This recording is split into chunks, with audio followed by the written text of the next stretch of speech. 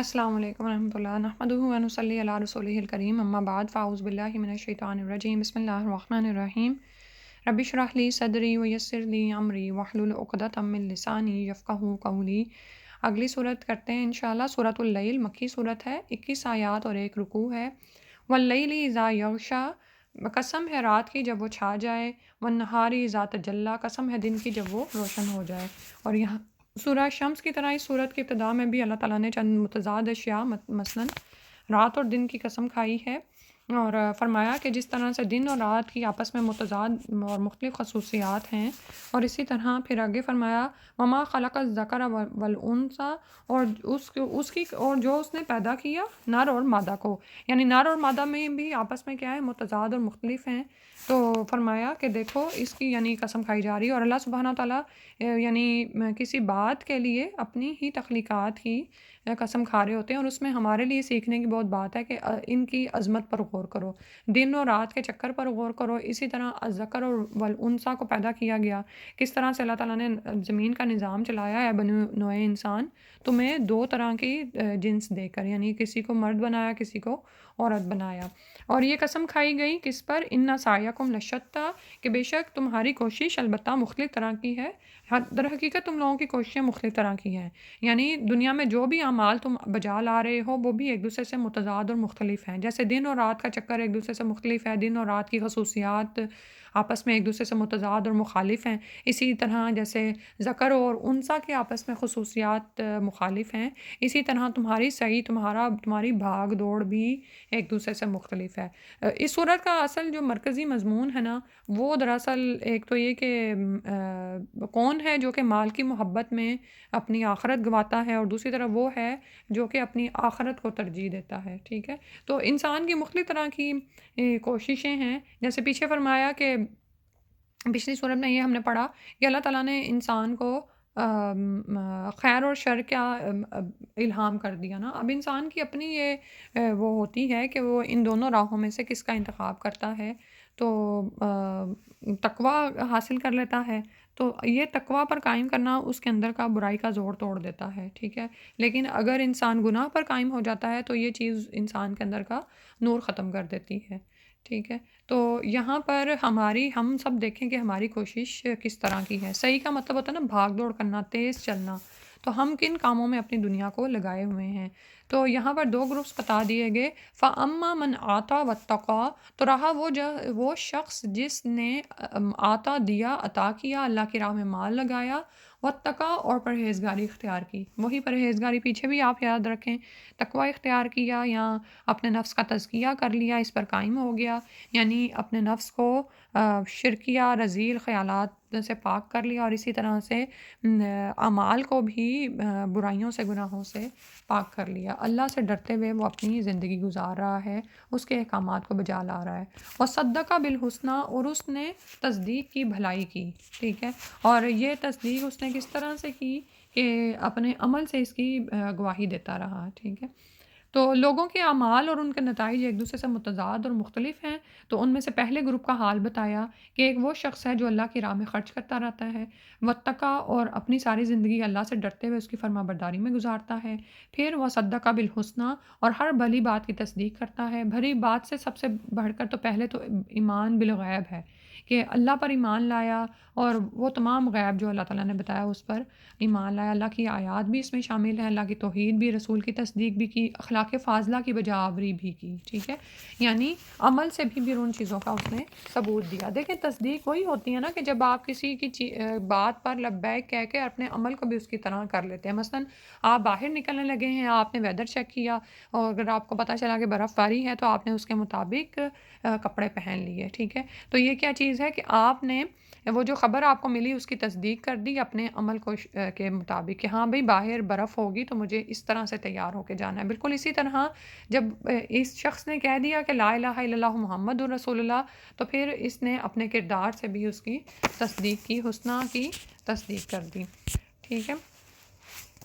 تو اللہ تعالیٰ نے فرمایا فَسَنُيَسِّرُهُ لِلْيُسْرَىٰ، تو عنقریب ہم آسانی دیں گے اس کو نیکی کے لیے، آسان راستے کے لیے سہولت دیں گے۔ تو ان 3 مختصر سے الفاظ میں پوری شریعت کا خلاصہ بیان فرما دیا کہ جو شخص یہ کام کرے گا، اللہ تعالیٰ اس کے لیے احکام شریعت پر چلنا اور جنت میں داخلے کا مستحق ہونا آسان بنا دیں گے، اسے نیکی کے کاموں کی توفیق دیں گے، تو حتیٰ کہ بدی پر چلنا اس کے لیے دشوار ہو جائے گا۔ سبحان اللہ۔ تو اب یہاں پر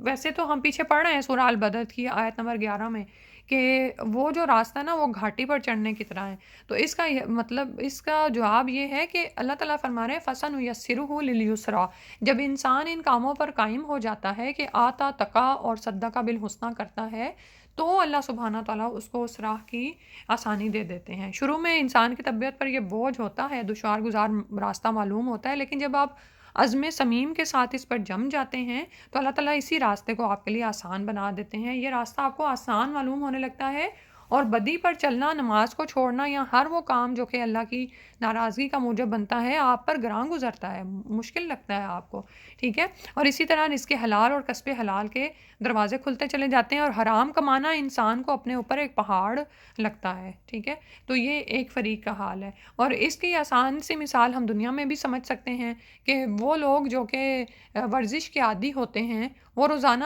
آسانی سے ورزش کر لیتے ہیں اور ان کو یہ بھاری بھی معلوم نہیں ہوتا، لیکن وہ لوگ جو اس کے عادی نہیں ہوتے، اگر کبھی ڈاکٹر ان کو کہہ دے کہ بھئی آج سے آپ کو ورزش کرنے کی ضرورت ہے، یا جیسے آگے حج آ رہا ہے تو حج سے پہلے حاجیوں کو کہا جاتا ہے کہ بھئی آپ لوگ روزانہ اتنی ایکسرسائز کریں، اتنے میل پیدل چلیں تاکہ آپ حج کی صعوبتیں سہنے کے لیے عادی ہو جائیں۔ تو شروع میں وہ جب کرتے ہیں تو ان کو کتنا مشکل لگتا ہے، لیکن جو لوگ شروع سے عادی ہوتے ہیں ان کو نہیں لگتا۔ جیسے ابھی برف باری ہی کی بات ہو رہی تھی، ان ملکوں میں رہنا جب ہم شروع میں یہاں پر آتے ہیں تو مشکل لگتا ہے اور ہمیں سردی کا زیادہ احساس ہوتا ہے، لیکن جب ہم یہاں پر رہنا شروع ہو جاتے ہیں تو یہی کام ہمارے لیے، یہاں کے کام کرنا، برف ہٹانا، خود اپنے آپ کو زیادہ کپڑے پہن کر باہر نکلنا ہمارے لیے آسان ہو جاتا ہے۔ اور پھر میں تو دیکھتی ہوں کہ شروع میں جب میں آئی تو میں اپریل کو بالکل دسمبر کی سردی کی طرح لے رہی ہوتی تھی، اور مجھے لگتا تھا کہ جیسے اپریل میں بہت سردی ہے، لیکن بعد میں مجھے آہستہ آہستہ پتہ چلنا شروع ہوا کہ وہ برف جو دسمبر جنوری میں پڑ رہی ہوتی ہے اور جو شدت کی سردی وہ لے کے آتی ہے، وہی برف یعنی اللہ کی طرف سے جب برف مارچ میں پڑ جاتی ہے یا اپریل تک اگر چلے تو اس طرح کی شدت کی سردی اس کے ساتھ نہیں آتی، کیونکہ ایک تو دن بڑے ہو چکے ہوتے ہیں اور پھر آپ تھوڑے سے عادی بھی ہو چکے ہوتے ہیں نا، ٹھیک ہے؟ یہ عادت سے آپ کو رہ کے آپ کو پتہ چلتا ہے۔ تو سبحان اللہ، تو اللہ تعالیٰ فرما رہے ہیں کہ اللہ تعالیٰ اس کو آسانی کی سہولت دیں گے۔ تو یہاں سے یہ بات یاد رکھیں، خود کو تسلی دینے کے لیے، خود کے قدم جمانے کے لیے، میں نے یہ جو مثالیں دی ہیں ورزش کے حوالے سے یا باہر ماحول سے جو انسان مطابقت کر لیتا ہے اس سے، تو قرآن کا راستہ، اس کو سیکھنے سکھانے کا راستہ حقیقتاً مشکل ہے، لگتا ہے ایسے ہے، بوجھ پڑتا ہے، بھاری لگتا ہے، لیکن جب آپ جم جاتے ہیں، استقامت اختیار کرتے ہیں، تو یقین جانیے کہ اتنا لطف ہے اس کو سیکھنے سکھانے میں اور اس علم کو حاصل کرنے میں، اور دل کے دروازے کھلتے چلے جاتے ہیں اور انسان فرحت و انبساط محسوس کرتا ہے، اور یعنی پھر وہ رہتا نہیں ہے، اس کی روح پھر تڑپتی ہے اگر وہ دین کی محفل میں نہ جائے یا دین کی محفل کو نہ یعنی دین کو نہ سیکھے۔ تو کسی بھی دن اگر وہ اس کا ایسا گزرتا ہے کہ اس نے کوئی اچھی بات نہیں سیکھی ہوتی تو اس کو یہ کام یعنی کہ بھاری پڑتا ہے اس پر۔ پھر اگلے دوسرے گروپ کے بارے میں فرمایا وَأَمَّا مَن بَخِلَ وَاسْتَغْنَىٰ، اور رہا وہ جس نے بخل کیا اور اپنے خدا سے بے نیازی برتی، وَكَذَّبَ بِالْحُسْنَىٰ، اور اس نے حسنہ کو جھٹلا دیا۔ تو ایک فریق کی عادات اور صفات تو بتا دی گئی، دوسرا فریق وہ ہے کہ جو کہ اللہ کی راہ میں بالکل خرچ کرنے کو تیار نہیں، بخیل ہے، واستغنا، اور وہ غنی یعنی اپنی ہی ذات میں وہ بے پرواہ ہے، کسی کا اس کو کوئی خیال نہیں ہے، خرچ کرتا ہے تو اپنی ہی ذات پر خرچ کرتا ہے یا ایسے کاموں میں خرچ کرتا ہے جس سے اس کی شہرت یا فیاضی کا چرچا ہو، اپنی زندگی ایسے بسر کر رہا ہے کہ جیسے اس کا خالق اور مالک اس کے سر پر ہے ہی نہیں، اور ہر بھلا پھر کیا کرتا ہے وَكَذَّبَ بِالْحُسْنَىٰ، اور ہر بھلائی کی بات کو جھٹلاتا ہے، ٹھیک ہے؟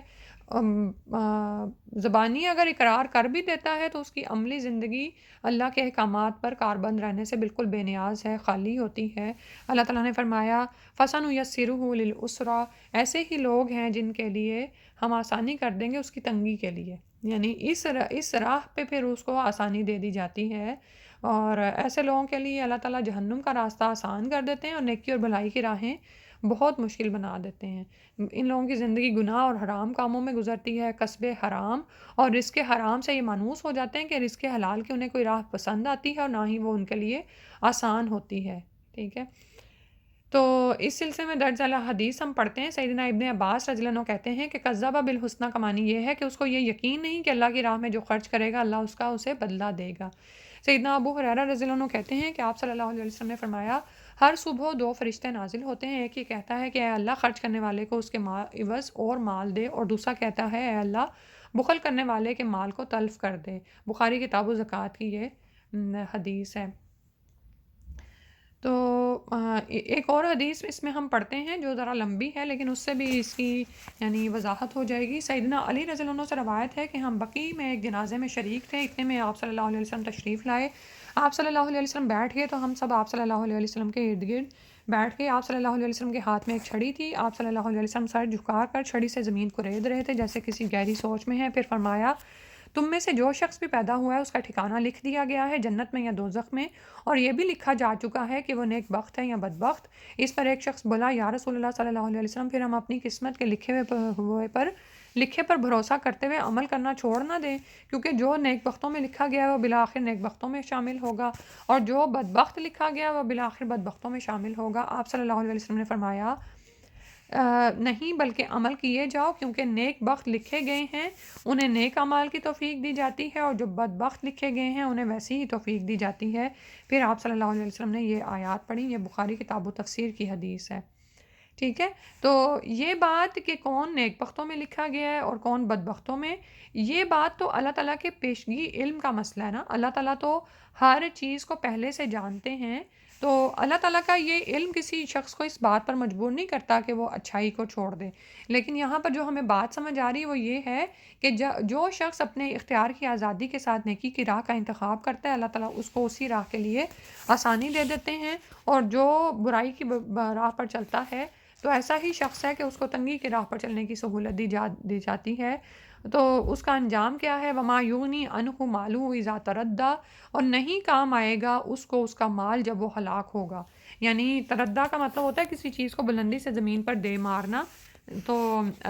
تاکہ وہ ہلاک ہو جائے۔ تو جب ہلاکت کے سے مراد یہاں پر جہنم کا گھڑا بھی ہے، تو جب یہ وہاں پر گرے گا تو وہ مال جو اس نے سینت کا رکھا تھا وہ اس کے کام نہیں آئے گا، کیونکہ مال تو دنیا میں ہی رہ گیا نا، وہ وہاں کیسے کام آئے گا۔ انا علینا للہدی، بے شک ہمارے ہی ذمہ ہے البتہ ہدایت، یعنی ہم نے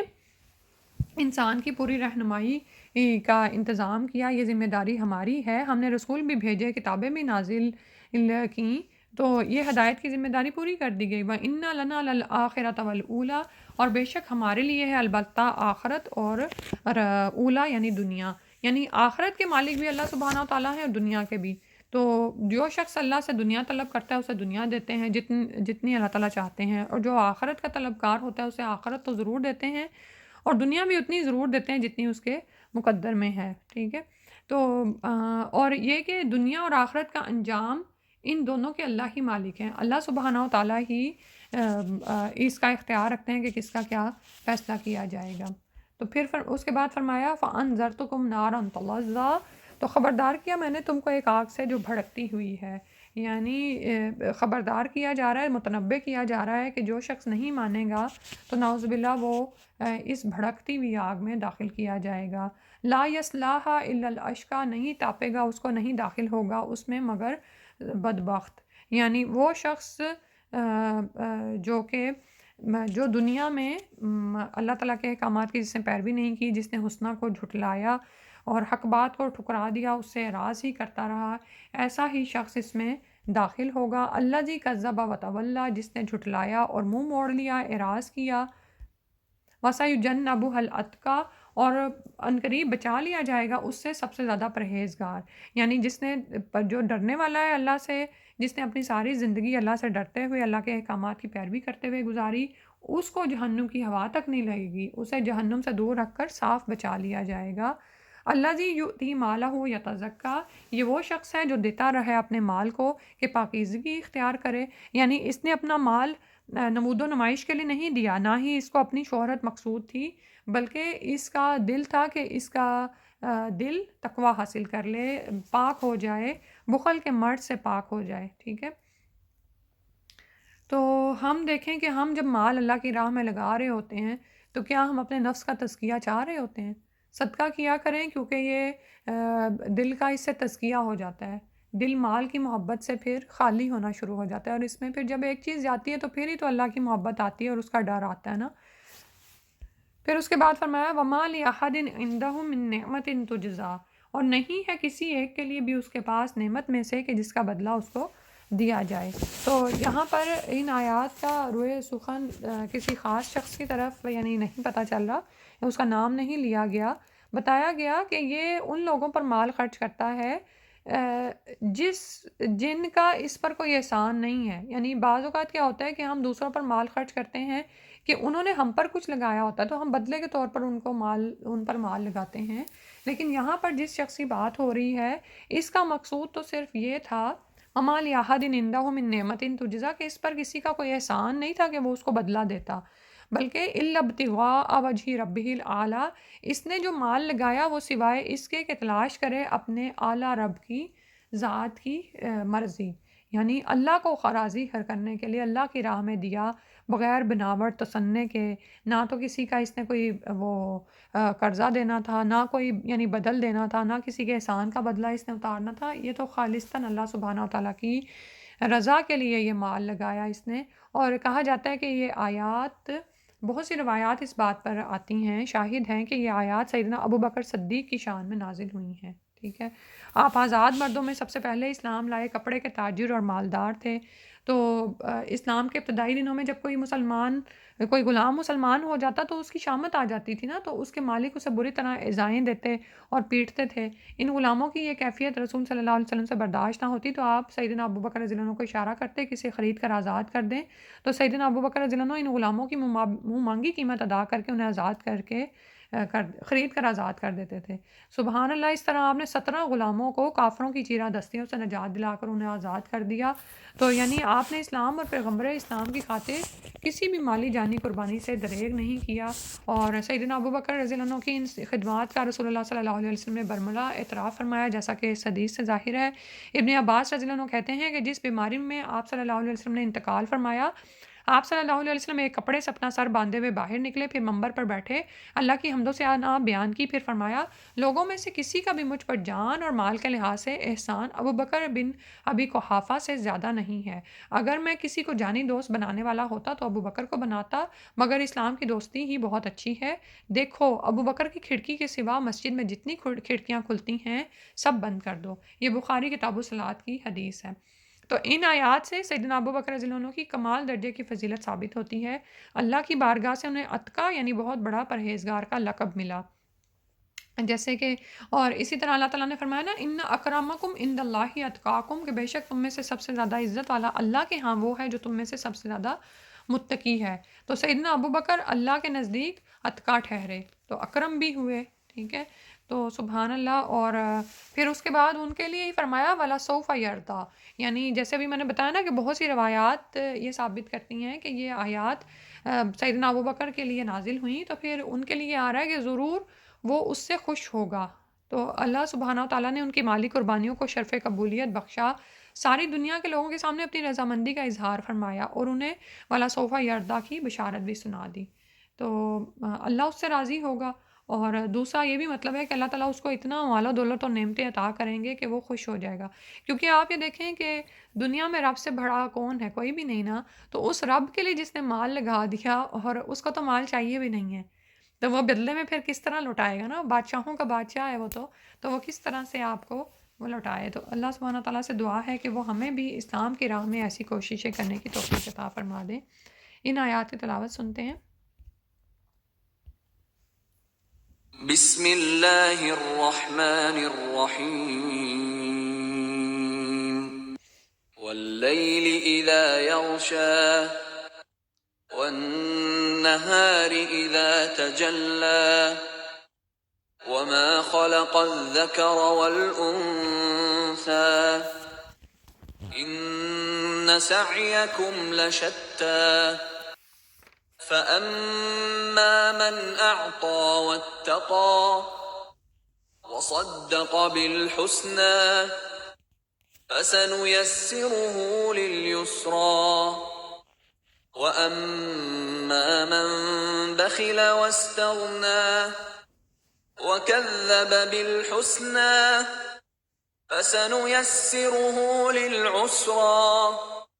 وما يغني عنه ماله إذا تردى إن علينا للهدى وإن لنا للآخرة والأولى فأنذرتكم نارا تلظى لا يصلاها إلا الأشقى الذي كذب وتولى وسيجنبها الأتقى الذي يؤتي ماله يتزكى وما لأحد عنده من نعمة تجزى إلا ابتغاء وجه ربه الأعلى ولسوف يرضى.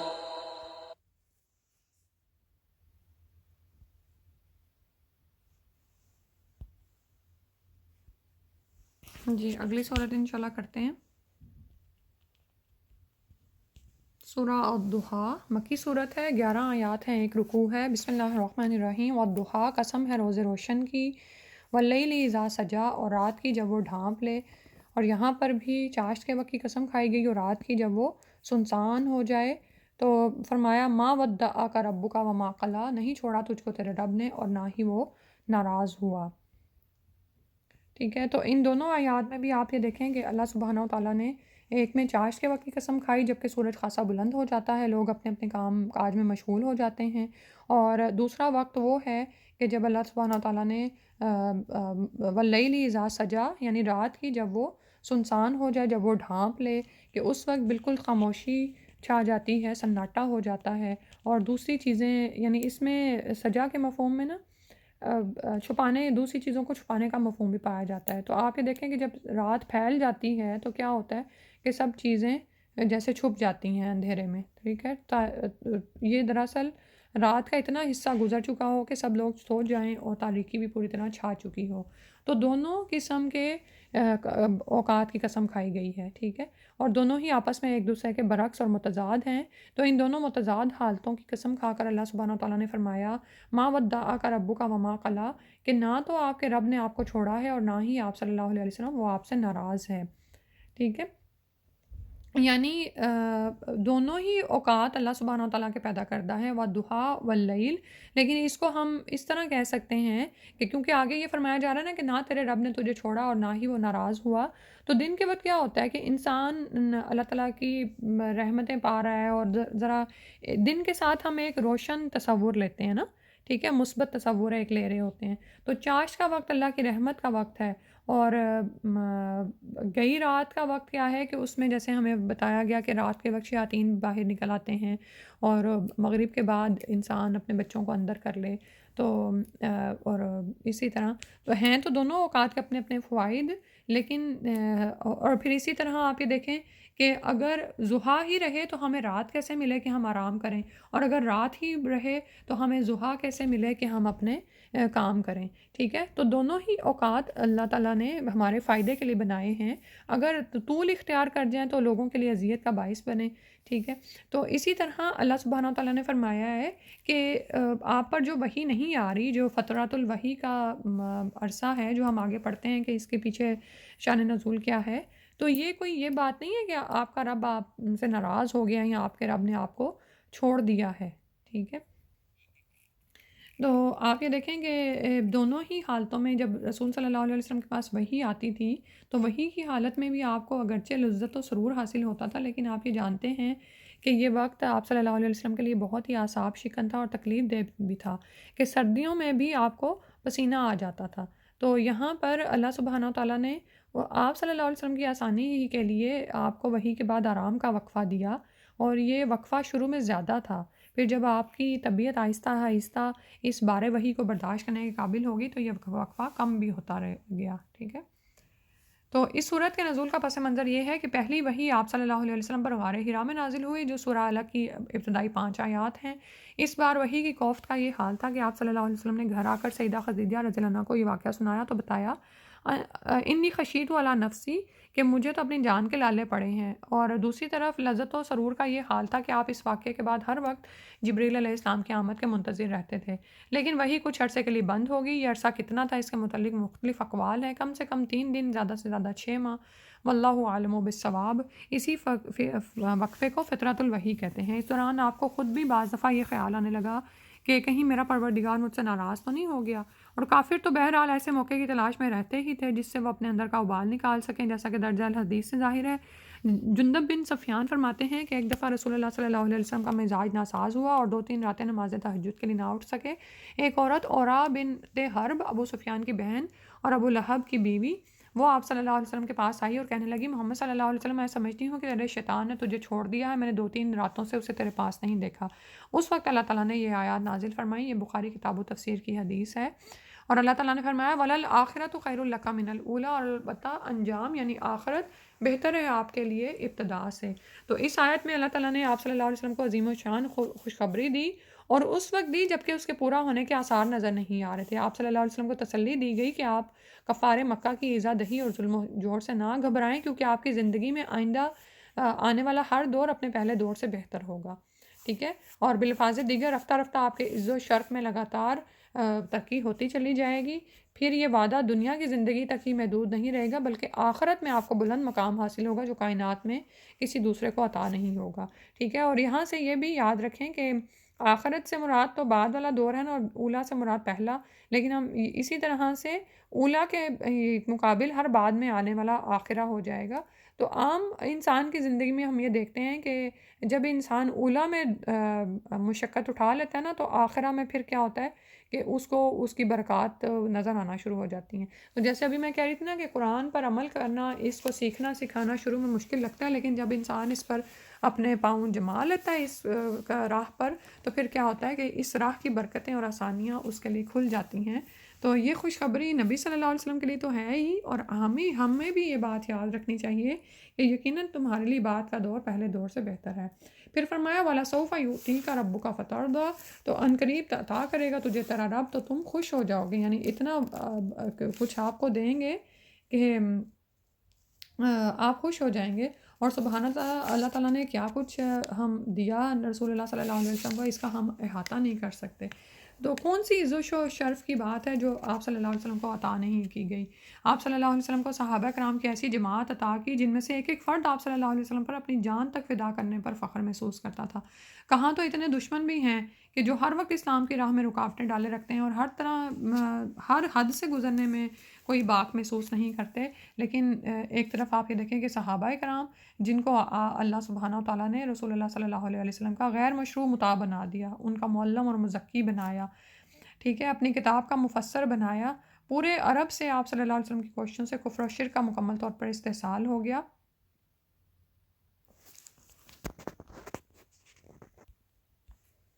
ہاں، تو یہاں پہ یہ میں غلط کہہ گئی شاید کہ اللہ تعالیٰ نے آپ صلی اللہ علیہ وسلم آپ صلی اللہ علیہ وسلم کو مسلمانوں کا غیر مشروط مطاع بنا دیا، یعنی وہ آپ کی پیروی کرتے تھے۔ تو اور پھر بعد میں ہم دیکھتے ہیں کہ کس طرح سے پورے جزیرۃ العرب میں اسلام کا غلبہ ہوا۔ 23 سال کے قلیل عرصے میں ایک وحشی اجڑ اور ایک دوسرے کے خون کی پیاسی قوم کو دنیا بھر کی تہذیب و تمدن کے علمدار قوم بنا دیا، اور آپ صلی اللہ علیہ وسلم کی زندگی کے بعد آپ کی یہ تحریک پوری دنیا پر چھا گئی۔ ایک قلیل عرصے میں ایسا تمدنی، اخلاقی، معاشی، معاشرتی، سیاسی انقلاب برپا کیا جس کی نظیر تاریخ میں ڈھونڈنے سے کہیں نہیں ملتی۔ یہ سب کچھ کیا تھا، یہ اللہ تعالیٰ کی رحمت اور عطا تھی کہ جس کے متعلق اللہ تعالیٰ فرما رہے ہیں وَلَسَوْفَ يُؤْتِيكَ رَبُّكَ فَتَرْضَىٰ، کہ ہم آپ صلی اللہ علیہ وسلم کو اتنا کچھ عطا کریں گے کہ آپ صلی اللہ علیہ وسلم خوش ہو جائیں گے، ٹھیک ہے۔ اور کہاں کہاں ہم دیکھتے ہیں کیسے ایشیا، افریقہ، یورپ کے علاقے فتح ہوئے ہیں۔ فرمایا علم یجد کا یتیمن فآوا، تو آپ ابھی بھی دیکھیں کہ کیا نہیں پایا ہم نے تجھ کو یتیم تو پھر ٹھکانہ فراہم کیا، یعنی آپ صلی اللہ علیہ وسلم پیدا ہونے سے 2 مہینے پہلے ہی یعنی یتیم تھے نا، کہ آپ کے والد آپ کی پیدائش سے 2 ماہ پہلے ہی فوت ہو گئے تھے۔ آپ صلی اللہ علیہ وسلم پیدا ہوئے، آپ کی سرپرستی کا ذمہ آپ کے دادا نے لیا، جو اپنی صلبی اولاد سے بڑھ کر آپ پر شفقت اور پیار کرتے تھے، اور 6 سال کے تھے کہ والدہ ماجدہ بھی انتقال کر گئیں اور آپ دونوں طرف سے یتیم ہو گئے، تو دادا نے آپ کی پرورش کی۔ اس کے بعد دادا کے فوت ہونے کے بعد چچا ابو طالب نے ذمہ داری سنبھالی اور آپ کو اپنی اولاد سے بھی بڑھ کر پیار دیا۔ جب آپ صلی اللہ علیہ وسلم کو نبوت ملی، آپ کی برادری کے لوگ آپ کے دشمن ہوئے، تو ابو طالب نے اسلام نہ لانے کے باوجود ہر تنگی ترشی میں نبی صلی اللہ علیہ وسلم کا ساتھ دیا، برادری کی دشمنی اور عداوت کا سارا بال اپنے سر مول لے لیا، ہر طرح کے خطرات سے بے نیاز ہو کر نبوت کے آغاز سے 10 سال بعد تک آپ کی سرپرستی اور حفاظت کی ذمہ داری کو بڑے احسن طریقے سے نبھایا۔ اور یعنی اللہ تعالیٰ نے کس طرح سے آپ صلی اللہ علیہ وسلم کو ٹھکانہ فراہم کیا، حتیٰ کہ شاب ابی طالب کے 3 سال بھی آپ صلی اللہ علیہ وسلم کے ساتھ ابو طالب محصور رہے، اور 10 نبوی میں یہ سہارا ختم ہوا تھا، یعنی ابو طالب کی وفات ہوئی۔ تو اس کے تھوڑی ہی مدت بعد ہم دیکھتے ہیں کہ اللہ تعالیٰ نے انصار مدینہ یعنی اوس اور خزرج کو اسلام کی نعمت عطا فرمائی۔ وہ آپ صلی اللہ علیہ وسلم کے پاس آئے، بیعت عقبہ ہوئی، اور آپ صلی اللہ علیہ وسلم پھر مدینہ تشریف لے گئے۔ تو انصار مدینہ نے دیکھیں اپنی زندگیوں، اپنی جانوں پر کھیل کر آپ صلی اللہ علیہ وسلم کی حفاظت کا ذمہ لیا، اور جو غزوہ بدر کی بھی اہمیت ہے، اسی طرح سے بیعت عقبہ کی بھی اہمیت ہے کہ کس طرح انہوں نے یہ بیعت کی تھی۔ تو یہ سب وہ چیزیں ہیں کہ کس طرح اللہ سبحانہ وتعالیٰ نے آپ کے لیے ٹھکانہ فراہم کرنے کا بندوبست کیا۔ وَوَجَدَكَ ضَالًّا فَہَدَىٰ، پھر پایا تجھ کو ناواف کے راہ اور اس نے ہدایت بخشی۔ یعنی آپ صلی اللہ علیہ وآلہ وسلم بچپن سے ہی کفر اور شرک سے بیزار تھے، جھوٹ، بددیانتی، اخلاق رذیلہ سے آپ صلی اللہ علیہ وسلم کو طبعاً نفرت تھی۔ آپ صلی اللہ علیہ وسلم اپنے مالک حقیقی کو ٹھیک طرح پہچانتے تھے، لیکن ان کو یہ سمجھ نہیں آ رہی تھی کہ گمراہی میں پڑے ہوئے معاشرے کی اصلاح کیسے کریں۔ دالن کا وہی اشارہ ہے کہ آپ کو راہ کا پتہ نہیں تھا کہ کیا کیا جائے، کہ اور تاریخ سے ہمیں یہ بھی پتہ چلتا ہے کہ جاہلیت کی اس تاریخ دور میں 5-6 آدمی آپ صلی اللہ علیہ وسلم کے ہم خیال اور ہم نوا تھے، جن میں سر فہرست ابو بکر صدیق کا ہی نام آتا ہے۔ یہ لوگ بھی شرک اور دوسری معاشرتی برائیوں سے سخت متنفر تھے، تو آپ صلی اللہ علیہ وسلم سب سے زیادہ اس معاملے میں متفکر رہتے تھے۔ آپ دنیں تنہا پہاڑوں کی غاروں میں چلے جاتے، وہاں جا کر مالک حقیقی سے لو لگاتے، سوچتے رہتے کہ کون سا طریقہ اختیار کیا جائے جس سے مخلوق خدا کو شرک و کفر کی گمراہیوں سے بچایا جا سکتا ہے۔ آپ یہ دیکھیں کہ جس شخص کے اندر توحید ہو اور وہ دیکھے کہ قوم اندھا دھند گر پڑ رہی ہے بتوں کے آگے، تو آپ امیجن کر سکتے ہیں کہ انسان کا کیا حال ہو۔ آپ ارد گرد دیکھیں اپنے معاشرے میں 5-6 لوگ صرف ہوں، لیکن وہ بھی انہیں بھی پتہ نہ ہو کہ کس طرح سے لوگوں کی اصلاح کی جائے، اور باقی ساری کی ساری قوم جو ہے وہ بتوں کے آگے نذرانے رکھ رہی ہے، بتوں کے آگے سر ٹیک رہی ہے اور ان کو کھانے پیش کر رہی ہے۔ صاف نظر آ رہا ہے کہ وہ یہ کھانے کھاتے نہیں ہیں، اور بھی ظلم و ستم جو روا رکھا ہوا تھا۔ تو رسول صلی اللہ علیہ وسلم اس پر متفکر رہتے۔ تو اسی طرح سے، اور پھر یہ کہ جس شخص کے اندر خیر خواہی ہوتی ہے نا، وہ پھر راہ تلاش کر رہا ہوتا ہے، اس لیے فرمایا نا کہ آپ کو ناواقف راہ پایا، آپ چاہتے تھے کہ لوگوں کی رہنمائی کریں۔ تو اسی غرض سے آپ غار حرا میں مقیم تھے کہ آپ صلی اللہ علیہ وسلم پر پہلی بار جبریل امین کا نزول ہوا۔ اس طرح اللہ سبحانہ تعالیٰ نے آپ کی تڑپ کو پورا کرنے کی راہ ہموار کر دی، کہ آپ کو فہدا، تو اللہ تعالیٰ نے آپ کو ہدایت بخشی۔ تو اسی نعمت اور احسان کا ذکر فرمایا کہ آپ کو کس طرح سے اللہ تعالیٰ نے راہ عطا فرمائی۔ وَوَجَدَكَ عَائِلًا فَأَغْنَىٰ، پھر اس نے تجھے نادار پایا اور مالدار کر دیا۔ سبحان اللہ۔ تو آپ کو اللہ سبحانہ تعالیٰ نے نادار پایا اور اس کے بعد آپ کو یعنی کہ غنی کر دیا۔ اور نادار کس طرح سے تھے آپ صلی اللہ علیہ وسلم، کہ آپ کے ہم دیکھتے ہیں کہ آپ پیدائش سے پہلے ہی یعنی آپ کے والد فوت ہو گئے تھے۔ آپ کے والد نے صرف ایک اونٹنی اور ایک لونڈی چھوڑی تھی۔ جب رضاعت کا مسئلہ سامنے آیا تو ہم دیکھتے ہیں کہ بہت سی دائیاں جو حلیمہ سعدیہ کے ساتھ آپ کے ساتھ آئی تھیں، انہوں نے آپ کی رضاعت سے اس بنا پر انکار کیا تھا کہ آپ یتیم ہیں، والد موجود نہیں تو گھرانہ اتنا مالدار نہیں، تو یہاں سے ان کو کیا ملے گا۔ اور یہ سعادت حلیمہ سعدیہ کے ہاتھ آئی تھی، اور حلیمہ سعدیہ نے بھی اس رضاعت کو اس لیے قبول کیا تھا کہ انہیں کسی امیر گھرانے کا بچہ نہیں ملا تھا، تو انہوں نے یہ سمجھ کر رضاعت قبول کی کہ کچھ نہ ہونے سے یعنی خالی ہاتھ جانے سے تو بہتر ہے کہ میں کسی بچے کو تو اٹھا لوں۔ تو 8 سال کی عمر کو آپ اس کے بعد پہنچے ہیں تو آپ صلی اللہ علیہ وسلم کے دادا عبد المطلب فوت ہو گئے۔ اچھا، اس سے پہلے آپ یہ دیکھیں کہ جتنا عرصہ آپ حلیمہ سعدیہ کی رضاعت میں رہیں، حلیمہ سعدیہ اور ان کے شوہر خود بتاتے ہیں کہ کس طرح برکات انہوں نے اپنی زندگی میں دیکھی۔ جو ہی نبی صلی اللہ علیہ وسلم ان کے پاس ان کے قافلے میں شامل ہوئے ہیں تو کیسے ان کی مریل اونٹنی کے تھن دودھ سے بھر گئے تھے، اور وہ اتنی تیز چال چلنا شروع ہو گئی تھی کہ اس نے تمام لوگوں کو پیچھے چھوڑ دیا تھا، ٹھیک ہے۔ تو اور اسی طرح بہت ساری برکات تھیں جو کہ حلیمہ سعدیہ نے اپنے گھر میں دیکھی تھیں۔ اور اسی طرح جب آپ صلی اللہ علیہ وسلم 8 سال کی عمر پہ پہنچے ہیں، دادا عبد المطلب فوت ہوئے تو چچا ابو طالب کی کفالت میں آئے۔ وہ خود عیالدار اور مفلس تھے، تو لیکن آپ صلی اللہ علیہ وسلم چند کے رات کی مزدوری پر مکہ والوں کی بکریاں چراتے، جو معاوضہ ملتا وہ ابو طالب کے حوالے کرتے۔ ذرا بڑے ہوئے تو آپ صلی اللہ علیہ وسلم شام کے تجارتی سفروں میں حصہ لینے لگے۔ حسن معاملات کی بنا پر انہی ایام میں آپ صلی اللہ علیہ وسلم کی صداقت، امانت اور دیانت کا چرچا ہوا، تو مکہ کی ایک بیوہ اور مالدار خاتون خدیجہ رضی اللہ عنہا نے آپ صلی اللہ علیہ وسلم کو مزاربت کی بنیاد پر اچھی خاصی رقم دی۔ تو یہیں سے پھر ہوتا ہے نا کہ آپ صلی اللہ علیہ وسلم کا خدیجہ رضی اللہ عنہا سے نکاح بھی ہوا ہے۔ وہ بہت مالدار تھیں، اور پھر انہوں نے وہ مال نہ صرف یہ کہ آپ صلی اللہ علیہ وسلم یعنی نکاح کے بعد اپنا سارا مال آپ کی تحویل میں دیا ہے، اپنا غلام، اپنی دولت بھی، اور لیکن چند دن تو آپ صلی اللہ علیہ وسلم نے تجارت کی، اس کے بعد یہ سارا مال اللہ کی راہ میں لگایا، محتاجوں، بیواؤں، بے روزگاروں اور ضرورت مندوں کو دیا، کیونکہ آپ صلی اللہ علیہ وسلم طبعاً امیری کی بجائے فقر کو پسند کرتے تھے۔ تو اور یہاں پر یہ جو فرمایا جا رہا ہے نا کہ تمہیں نادار پایا پھر مالدار کر دیا، آپ صلی اللہ علیہ وسلم کے فقر کی وجہ یہ نہیں تھی کہ آپ کے پاس مال نہیں تھا، اغنا یعنی ایسا غنی کیا کہ نہ صرف یہ کہ دنیاوی ضرورتیں تو پوری ہو رہی ہیں، لیکن غنا کی بہترین قسم تو یہ ہے نا کہ مالدار ہونے کے باوجود انسان فقر کو ترجیح دے۔ تو آپ کے پاس مال آیا بھی ہے خدیجہ رضی اللہ عنہا کا، لیکن آپ وہ اپنی مرضی سے فقراء میں تقسیم کرتے تھے، سبحان اللہ۔ تو اسی طرح بعد میں ہم دیکھتے ہیں کہ اللہ تعالیٰ نے اموال غنائم میں 5واں حصہ مقرر کیا، اموال فیض سارے کے سارے آپ صلی اللہ علیہ وسلم کی تحویل میں دیے۔ اتنے مال و دولت اور حکومت کے باوجود آپ سارا مال و دولت تقسیم کر دیتے تھے، یہ اصل غنا ہے نا۔ تو اللہ تعالیٰ نے ان کو کس طرح سے غنا کر دیا تھا، اور یہی چیز ہم دیکھتے ہیں کہ جتنا زیادہ ہم اللہ کی راہ میں لگاتے ہیں نا، ہمارے دلوں سے یہ مال کی محبت جاتی ہے، اور اللہ تعالیٰ ہمیں محروم بھی نہیں کرتے، مال کم نہیں ہوتا صدقہ کرنے سے۔ فامل یتیمہ فلا تقہر، تو یہاں پر اب کچھ کرنے کے کام دیے جا رہے ہیں کہ تو پھر راہ یتیم تو اس پر سختی نہ کرو، جس طرح اللہ تعالیٰ نے ہر معاملے میں تمہارا خیال رکھا، تمہاری یتیمی کے دور میں تمہارا خیال رکھا، تم بھی یتیموں سے بہترین سلوک کرو، نہ انہیں دباؤ، نہ ان پر سختی کرو، نہ انہیں بے یار و مددگار چھوڑو، بلکہ ان کی ضرورتوں کا پورا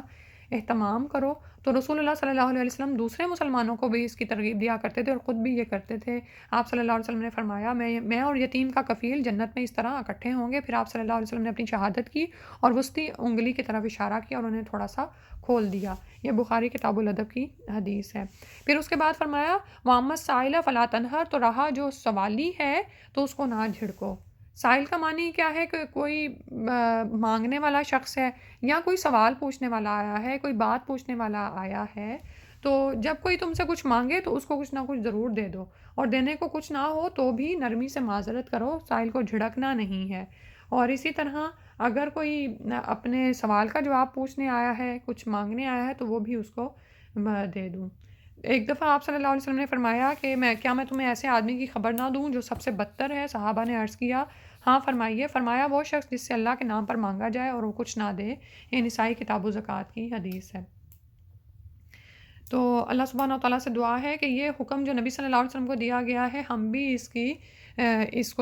پر عمل کریں، ٹھیک ہے، یعنی جو اگر کچھ کہے تو پھر ہم اس کو عطا کریں، اور اللہ تعالیٰ ہمیں توفیق دے دے یہ کرنے کی۔ پھر اس کے بعد فرمایا وَأَمَّا بِنِعْمَتِ رَبِّكَ فَحَدِّثْ، تو رہا اب تیرے رب کی نعمت تو بس اس کو بیان کرو، یعنی جب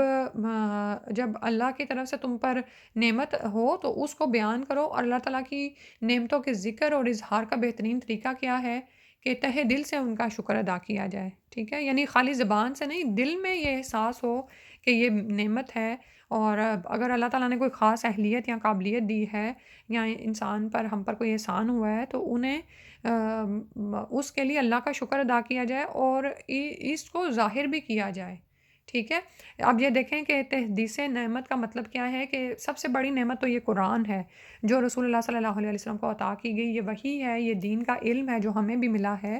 تو یہ نور ہدایت ہے، یہ حکمت و فرقان ہے۔ اس کا بیان کرنا کیا ہے، اس کو ظاہر کرنا کیا ہے، کہ دوسروں تک اس کو پہنچایا جائے۔ قرآن کی اس نعمت کو چھپانا یا پھیلانا نہیں بلکہ بیان کرنا ہے۔ اور اسی طرح ابھی جو پیچھے آ رہا تھا، محمد سائلہ فلا تنہر، اور جو سوالی ہے تو اس کو نہ جھڑکو۔ تو دین کی نعمت جب آپ کے پاس ہو، آپ کے پاس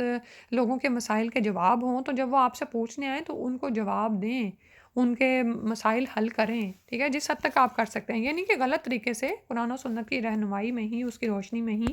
اور اسی طرح یہ آخری آیت کو اگر عام معنوں میں محمول پر رکھا جائے، یعنی یہ کہ قرآن تو ایک بڑی نعمت ہے، اس کے علاوہ بھی اللہ سبحانہ تعالیٰ نے بہت ساری نعمتیں دی ہیں، تو کیا ہے کہ ان کو ظاہر کیا جائے، پہنا جائے۔ کپڑے پہننے کو اللہ تعالیٰ نے دیے ہیں، پہنے جائیں۔ کھانے کو اللہ تعالیٰ نے دیا ہے، شرعی حدود میں رہ کر کھایا پیا جائے، کپڑے پہنے جائیں۔ بس یہ ہے کہ حرام طریقوں سے بچا جائے، کہ نہ تو حرام سے کمائی حاصل کی جائے اور نہ ہی حرام چیزوں جگہوں پر یا اسراف میں لگائی جائے، لیکن حدود میں رہتے ہوئے شریعت کے مطابق نعمتوں سے متمتع ہونا، ان کو اپنے فائدے میں لانا، اور ان نعمتوں کو پا کر ان کو استعمال کر کے اللہ کی راہ میں اور محنت کرنا، یہ تو اللہ تعالیٰ کے ہاں مطلوب ہے، یہ تو اللہ تعالیٰ ہم سے مانگتے ہیں، یعنی سوال کرتے ہیں، کہ اور یہاں پر یہی کہا جا رہا ہے، حکم دیا جا رہا ہے کہ جو تیرے رب کی نعمت ہے تو اس کو بیان کرو۔ ابھی جو ہم نے پیچھے تقویٰ کی بار بار بات پڑھی ہے نا، اور تزکیہ کی، ہمارے ہاں عموماً کیا سوچا جاتا ہے کہ جو شخص دین کا علم حاصل کر لیتا ہے اور اس کو تو بہت متقی ہونا چاہیے، اور اس کا تزکیہ بہت بلند ہوا ہونا چاہیے، تو اس سے وہ یہ مراد لیتے ہیں کہ وہ پھٹے پرانے عام سے کپڑوں میں ہو اور اس کے پاس کوئی دنیا کی اچھی نعمت نہ ہو۔ اگر کوئی دین والا شخص، کوئی عالم ہمیں مرسیڈیز میں یا بڑی گاڑی میں بیٹھا نظر آتا ہے تو ہم اس کے بارے میں بڑا عجیب سوچتے ہیں، ٹھیک ہے؟ ایسا نہیں ہے، اللہ تعالیٰ نے وہ تو فرمایا جو نعمتیں تمہارے پاس ہیں اس کو بیان کرو، اس کو ظاہر کرو، اس کو استعمال کرو، ٹھیک ہے؟ یہ اللہ کا حکم ہے، کیونکہ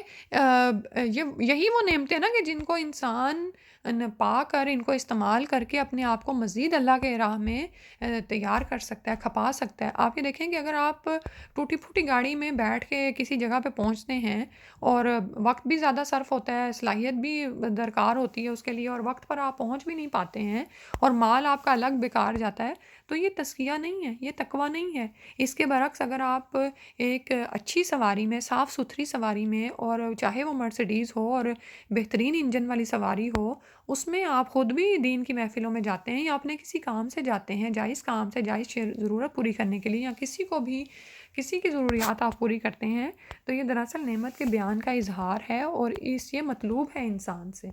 ٹھیک ہے؟ اسی طرح کھانے پینے کا معاملہ ہے، یعنی تقویٰ آپ سے یہ ڈیمانڈ نہیں کرتا کہ آپ روزے رکھیں اور اس کے بعد روزہ جب کھولیں تو بہت ہی سادہ غذا کھائیں کہ جس سے آپ طاقت ہی نہ حاصل کریں اور اگلا روزہ رکھنے کے قابل نہ ہوں، بلکہ جو نعمتیں تمہیں اللہ سبحانہ تعالیٰ نے دی ہیں اس کو بیان کرو، اس کو استعمال کرو۔ ان آیات کی تلاوت سنتے ہیں۔ بسم اللہ الرحمن الرحیم والضحى واللیل اذا سجى ما ودعك ربك وما قلى وللآخرة خير لك من الأولى وَلَسَوْفَ يُعْطِيكَ رَبُّكَ فَتَرْضَىٰ أَلَمْ يَجِدْكَ يَتِيمًا فَآوَىٰ وَوَجَدَكَ ضَالًّا فَهَدَىٰ وَوَجَدَكَ عَائِلًا فَأَغْنَىٰ فَأَمَّا الْيَتِيمَ فَلَا تَقْهَرْ وَأَمَّا السَّائِلَ فَلَا تَنْهَرْ وَأَمَّا بِنِعْمَةِ رَبِّكَ فَحَدِّثْ۔ سبحانک اللہم و بحمدک، نشہد ان لا الہ الا انت، نستغفرک و نتوب الیک۔ السلام علیکم ورحمۃ اللہ۔